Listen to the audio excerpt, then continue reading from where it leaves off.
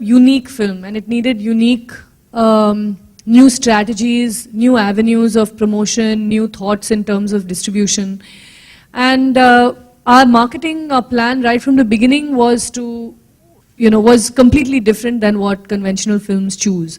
We have entirely gone with digital and online promotions, and our idea was to use these networks to connect the film to what its real audience must be. We are hoping that this is the right way to do it, and from what we can tell from our reaction so far, it's been very successful, and the film has grown in its audience base through these networks.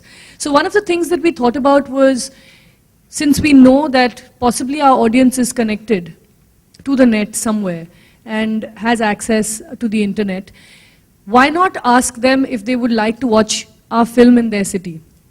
Because as you know, one is of course art house film distribution is traditionally very small, and it is a much more difficult kind of film to put in theaters because we can never quite gauge, depending on the kind of film it is, what the numbers will be, how big or small a release should be.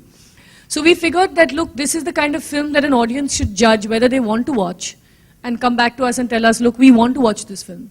Rather than try to kind of make it really broad and then find that actually we were completely wrong in our projection, or to limit it and be condescending and say, look, no, we only think that 5 big cities should have our film. We thought we should keep it open and let people decide whether they want to watch our film. So I think this is a really unique initiative. It's I think the first time anyone's doing it in this country, and I'm hoping that this is going to be the first of many times it's done, because we shouldn't presume that people outside big cities don't want to watch good cinema. So this is what we are calling the Vote for the Film in Your City campaign. And through this online initiative, you can, in a list of cities, vote for this film to be screened in your city. Now, it remains to be seen what those actual numbers are and whether we'll be able to do a full-fledged distribution model, which we do in other cities, which is, go to a multiplex and take it for the whole week, or whether we do certain single focused screenings for the people who want to watch it in their cities. Aamir has always been credited to having done different work on par with the Homo sapiens connected to the film industry. And you are also almost the same. Usually, unlike polls attract. And to add to it, you have now got somebody like SRK, who also is always looking forward for different things. So do you think it is luck, destiny, and how does it benefit you? I actually do believe that we make our own luck. I think, of course, all kinds of external things help us, but it's our decisions ultimately.